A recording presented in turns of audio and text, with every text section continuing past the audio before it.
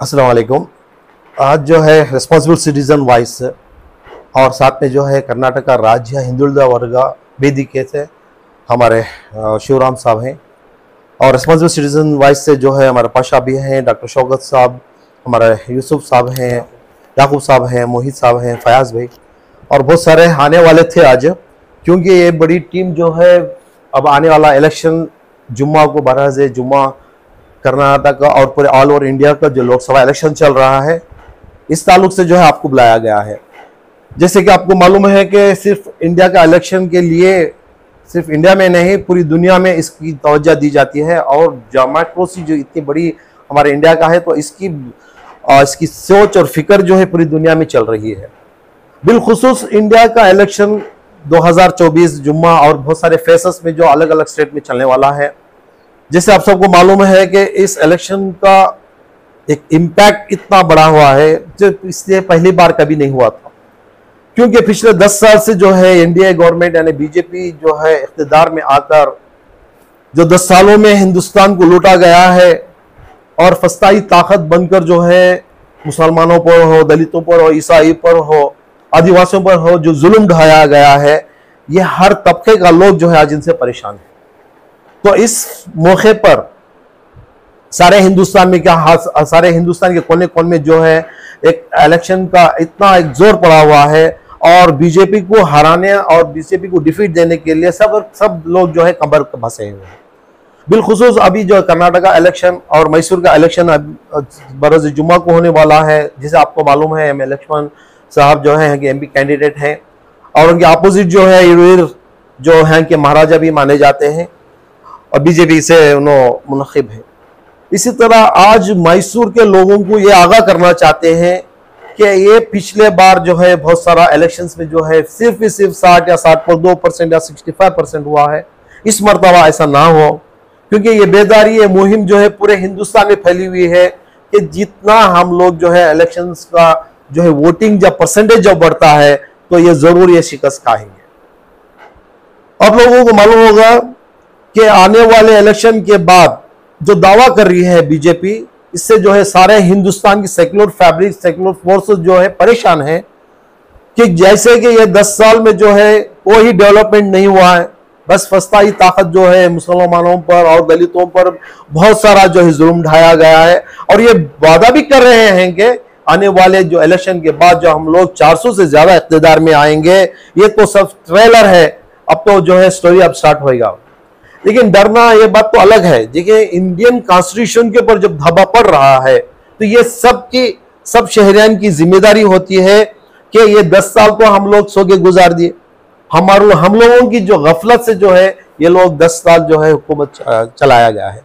अब इसलिए अदबन गुजारिश की जाती है सारे शहरान मैसूर को और जितने भी यहाँ पे जो ये टीवी न्यूज में देख रहे हैं कि ये आने वाला बरोज जुम्मा को जो है इलेक्शन बहुत माना रखता है। परसेंटेज बढ़ाने के लिए आप इतनी गफलत की नींद ना सोए। जिससे पहले बार होता था कि मेरे एक से वोट क्या होगा, हम लोगों के घर से वोट से क्या होगा, 100-200 नहीं पड़े तो क्या होगा। ऐसा नहीं है दोस्तों, ये एक अवेयरनेस के लिए आज सब लोग जो है सेक्युलर फोर्सेस, रोहिंग्या वाले लोग, दलित हो, आदिवासी से है, सब लोग कमर बासे हुए हैं, सब लोग फील्ड में हैं।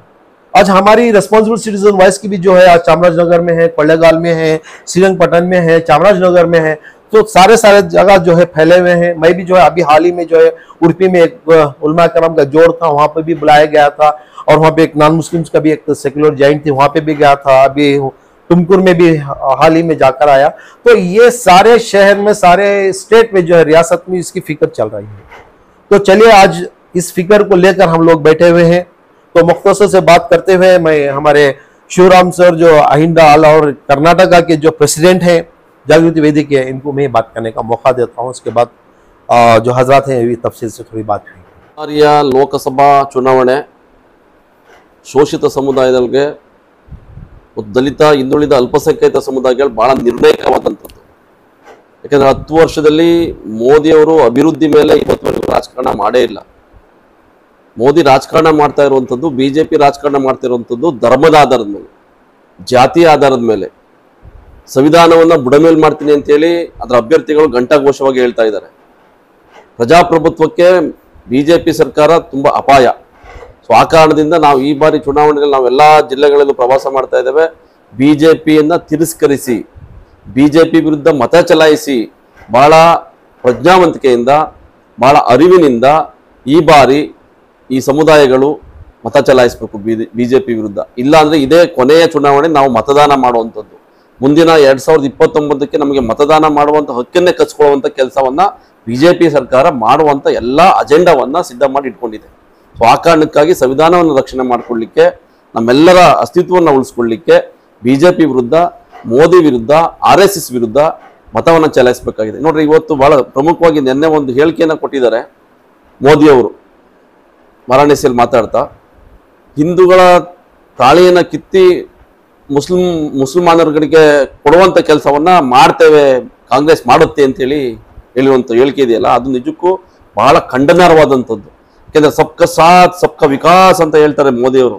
ಇದೇನಾ ಸಬ್ಕ ಸಾಥ್ ಸಬ್ಕ ವಿಕಾಸ್ ಅಂತ ಅಂದ್ರೆ? ಒಂದು ಸಮುದಾಯದ ವಿರುದ್ಧ ಈ ರೀತಿಯ ಹೇಳಿಕೆಗಳನ್ನ ಕೊಡೋ ಮೂಲಕ ಅವ್ರನ್ನ ತೇಜವಾದ ಮಾಡುವಂಥದ್ದು ಇದು ಮೋದಿಗೆ ತಕ್ಕನಾದಂತ ಹೇಳಿಕೆ ಅಲ್ಲ.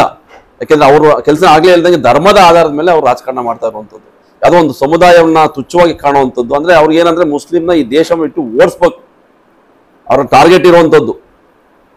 ಅಲ್ಪಸಂಖ್ಯಾತರಿಂದ ಅವ್ರಿಗೆ ಯಾವುದೋ ತೊಂದರೆ ಇಲ್ಲ. ಇಲ್ಲಿ ನಾವೆಲ್ಲ ಬಹಳ ಜಾತ್ಯತೀತವಾಗಿ ಬದುಕ್ತಾ ಇದ್ದೀವಿ. ಈ ಕಾಂಗ್ರೆಸ್ ಸರ್ಕಾರ ಇದ್ದಾಗ ಸುಮಾರು 75 ವರ್ಷಗಳ ಕಾಲ ನಾವು ಇಲ್ಲಿ ಬಹಳ ಸೋದರತ್ವದಿಂದ, ಸಹಬಾಳ್ಮೆಯಿಂದ, ಮನುಷ್ಯತ್ವದಿಂದ ಬದುಕ್ತಾ ಇದ್ವಿ. ಆದ್ರೆ ಈ 10 ವರ್ಷದಲ್ಲಿ 2014ರಿಂದ 2024 ಮೋದಿ ಆಡಳಿತ ಏನ್ ಬಂದಿದೆ, ಬಿಜೆಪಿ ನೇತೃತ್ವದ ಸರ್ಕಾರ ಬಂದ ನಂತರ ಇಲ್ಲಿ ಕೋಮುಗಲಭೆಗಳು ಸೃಷ್ಟಿ ಆಗ್ತಿದೆ. ಜಾತಿಗಳ ನಡುವೆ ಧರ್ಮಗಳ ಘರ್ಷಣೆಗಳಾಗ್ತಾ ಇದಾವೆ. ಅದರಿಂದ ಘರ್ಷಣೆ ಆಗಿರೋದು ಸಣ್ಣ ಪುಟ್ಟಿದೆ. ಆದ್ರೆ ಈ ರೀತಿಯ ಕೋಮುಗಲಭೆಗಳು, ಈ ರೀತಿಯ ಒಂದು ಧರ್ಮವನ್ನ, ಒಂದು ಸಮುದಾಯವನ್ನ ಅವಹೇಳನ ಮಾಡುವಂಥದ್ದು, ಅವ್ರನ್ನ ತುಚ್ಛೀಕರಿಸುವಂಥದ್ದು ಆಗಿರಲಿಲ್ಲ ಯಾವತ್ತೂ. ಸೊ ಆ ಕಾರಣಕ್ಕಾಗಿ ಹಿಂದೂ ಮುಸ್ಲಿಂ, ಇವತ್ತು ಹಿಂದೂ ಆಗಿರ್ಬೋದು, ಮುಸ್ಲಿಂ ಆಗಿರ್ಬೋದು, ಸಿಖ್ರಾಗಿರ್ಬೋದು, ಬಹಳಷ್ಟು ಅಲ್ಪಸಂಖ್ಯಾತ ಸಮುದಾಯಗಳು ಎಲ್ಲರ ಜೊತೆನೂ ಕೂಡ ಹಿಂದೂಗಳ ಜೊತೆ ಬಹಳ ಸೌಹಾರ್ದತೆಯಿಂದ ಬದುಕನ್ನ ಕಟ್ಕೊಂಡಿದ್ದಾವೆ. ಲಾಸ್ಟ್ ವಿಧಾನಸಭಾ ಚುನಾವಣೆಯಲ್ಲಿ ನೋಡಿರ್ಬೇಕು ನೀವು, ಯಾರೋ ಮುಸ್ಲಿಂ ದೇವಸ್ಥಾನ ಮುಂದೆ ವ್ಯಾಪಾರ ಮಾಡಬೇಡು ಅಂತೇಳಿ ಹಲ್ಲೆ ಮಾಡಿದಂಥದ್ದು, ಆಮೇಲೆ ಹಿಜಾಬ್ ಅನ್ನ ಹಾಕ್ಬೇಡಿ ಅಂತೇಳಿ ಧರ್ಮದ ಆಧಾರದ ಮೇಲೆ ಗಲಭೆನೇ ಸೃಷ್ಟಿ ಮಾಡಿರುವಂಥದ್ದು, ಆಮೇಲೆ ಹಲಾಲ್ ಕಟ್ಟು, ಜಟ್ಕಾ ಕಟ್, ಈ ತರದ ಧಾರ್ಮಿಕ ವಿಚಾರಗಳನ್ನ ಇಟ್ಕೊಂಡು ಚುನಾವಣೆಯನ್ನ ಮಾಡಿದಂಥದ್ದು. ಆದ್ರೆ ಕರ್ನಾಟಕದ ಮತದಾರ ಬಿಜೆಪಿಗೆ, RSSಗೆ ತಕ್ಕ ಪಾಠವನ್ನು ಕಲಿಸಿದ. 136 ಜನವನ್ನ ಕಾಂಗ್ರೆಸ್ ಇಂದ ಜಾತ್ಯತೀತ ಗೆಲ್ಲಿಸೋದ್ರ ಮೂಲಕ ಬಿಜೆಪಿಗೆ ತಕ್ಕ ಪಾಠ ಆಗಿದೆ. ಇದು ಈ ಸರಿನೂ ಕೂಡ ಆ ರೀತಿನೇ ಆಗ್ತದೆ. ಇನ್ನಾದ್ರೂ RSS ಬಿಜೆಪಿ ಎಚ್ಚೆತ್ಕೊಳ್ಳಿಲ್ಲ ಅಂತಂದ್ರೆ ಮುಂದಿನ ದಿನಗಳಲ್ಲಿ ಅವ್ರಿಗೆ ತಕ್ಕ ಪಾಠ ಕಲಿಸುವಂತ ಹಿನ್ನೆಲೆಯಲ್ಲಿ ನಾವೆಲ್ಲ ಒಟ್ಟಾಗಿ ಒಂದಾಗಿ ಈ ಚುನಾವಣೆಯನ್ನ ಎದುರಿಸಬೇಕು. ನಾವೆಲ್ಲ ಆಗ್ಲೇ ನಾನು ಹೇಳ್ದಂಗೆ ಬಹಳ ಪ್ರಜ್ಞಾವಂತಿಕೆಯಿಂದ ಬಿಜೆಪಿ ವಿರುದ್ಧ, RSS ವಿರುದ್ಧ ನಾವು ಮತ ಚಲಾಯಿಸಬೇಕು ಅಂತ ಹೇಳಿ ನಾನು ಎಲ್ಲ ಬಾಂಧವರಿಗೆ ಮನವಿ ಮಾಡ್ತೇನೆ. अल्हम्दुलिल्लाह आज जो है जमने का मकसद यहाँ पर आपके सामने खुलकर बात आई है। जैसा कि आप लोग सब जानते हैं, गुज़िश्ता बार इलेक्शन के वक्त पर जो वोटिंग का मामला आता है, जो हमारी नापरवाही की वजह से हमारे वोट कम होते थे, इस बार ऐसा नहीं है। हमारा फ्यूचर का मामला है। आज हमें हमारे अपनों को साथ लेकर जाकर वोट कराएंगे तो हमारा भरपूर फ़ायदा होगा, वरना नहीं तो पूरा हमारा जो है इस बार जो है हमें कोई हमारे सिवा अल्लाह के कोई बचाने वाला नहीं है। इसका ख्याल रखते हुए आप लोग अपने मोहल्लों में अपने साथियों के साथ आप लोग लेकर जाएं, उनको साथ दें और वोट डालने की कोशिश करें। और साथ साथ में मस्जिद वार जमात के अंदर बहुत सारे दावत के साथियों ने मिलकर इस काम को अंजाम दिए हैं। घर घर जाके लिस्ट दे रहे हैं, उन्होंने मेहनत कर रहे हैं।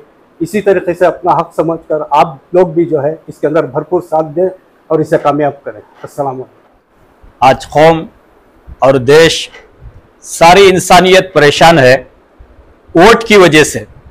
10 साल हिंदुस्तान में जुल्म हुआ और जुल्म के जिम्मेदार हमें सब भी।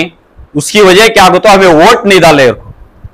अगर हमें इस वक्त नहीं करे तो हमारे बच्चे रोडों पर के हो जाती, मस्जिदा में नमाज को जाना मुश्किल होता है, घर में खाना खाना मुश्किल होता है, ड्यूटी को जाना, मुसलमान को ड्यूटी नहीं मिलेंगी, कोई बड़ा पोस्ट नहीं मिलेगा।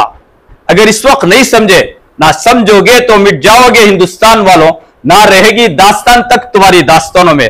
अगर वोट के रोज सो जाएंगे तो उस वक्त हमारा दिन, हमारे 5 साल बर्बाद हो गए और आइंदा वोट के काबिल नहीं रहेंगे।